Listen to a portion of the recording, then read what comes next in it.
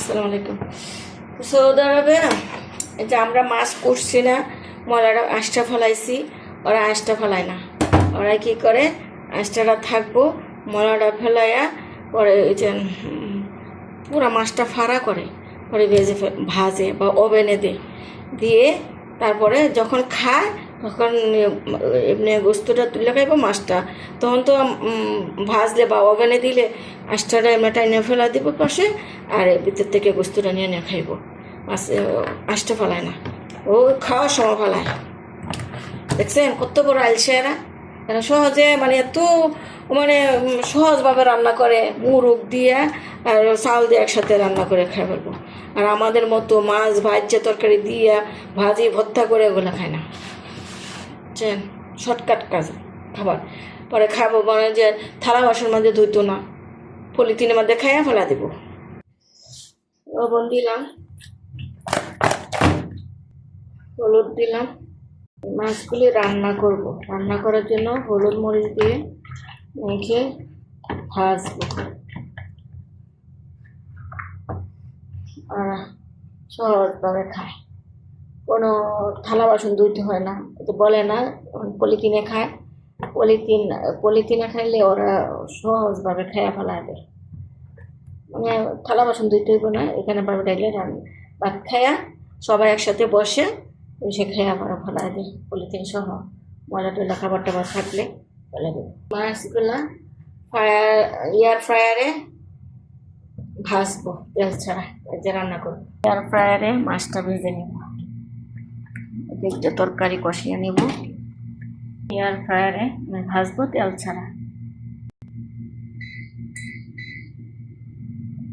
মাছ ভাজা হয়ে গেছে। এই মাছটি না ভাজলেও না ভাজতে রান্না করে একটু গন্ধ করে, ভাজতে হয় একটু।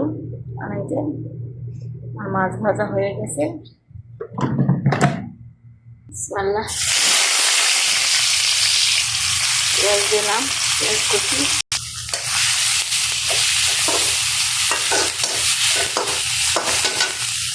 একটু লবণ দিই। পেঁয়াজ ভাজা হয়ে গেছে, এখন টমেটো আর কাঁচামরিচ দিয়ে দিলাম একসাথে।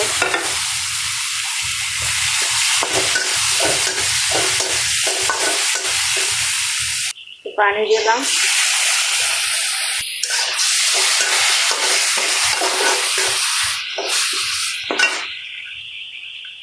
হলুদ মরিচ মিক্সড মশলা, ধনিয়া, লবণ দিলাম।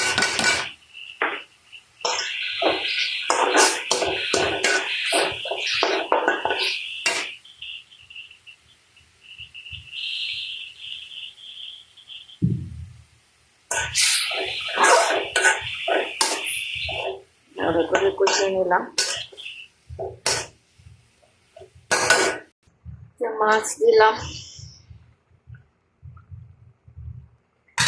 এখন আমি গরম পানির ঝোল দিব। ঝোল দিলাম। এই যে আমার তরকারি হয়ে গেছে। টমেটো, ইলিশ মাছ ভাজছি, ইলিশ মাছ ভাজা করছি।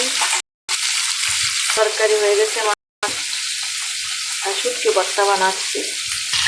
এখানে একটা ইলিশ মাছ, 1 কেজি বড় বড় করে টুকরা করছি।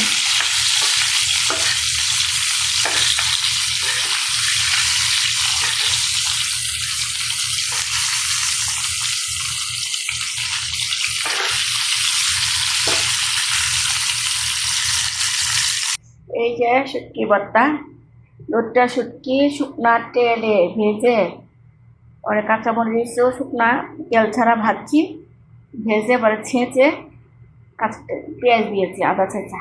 এই ভর্তাটা খেয়ে দেখবেন, অনেক স্বাদ। চাপা দিয়ে এমনি করে শুটকিটা করে, 2টি শুটকিটা করছি। পেঁয়াজ দিবেন, কোনো রসুন না, আর সব টালা। ভাজা হয়ে গেছে, তরকারি হয়ে গেছে।